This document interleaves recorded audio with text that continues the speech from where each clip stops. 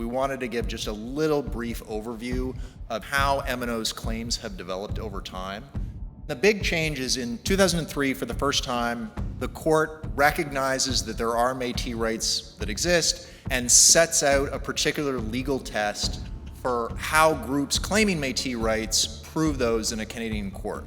In the period from 2003 to 2017, M&O, in particular Ontario, starts to slowly gather more steam, and over this time, M&O is lobbying, particularly the provincial government, very, very hard. And the outcome of that is that Ontario recognizes or identifies 6 new historic M&O communities across the province.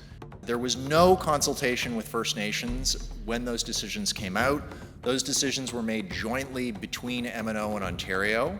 And Ontario's position continues to be that essentially First Nations rights and asserted Métis rights are in parallel but separate lanes. So from their perspective, it's just simply not possible in many ways for the assertion of Métis rights to have a negative impact on First Nations rights.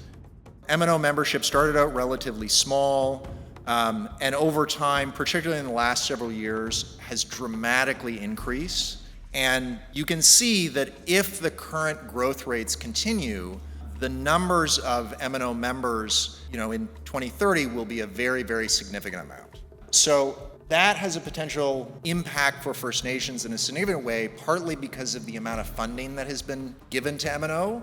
So to date, we are aware that M&O has received over $1 billion from both Canada and Ontario. We don't have the more current figures, but it is a significant amount of money, and the increase in membership is likely to have an influence on how much money they get in the future.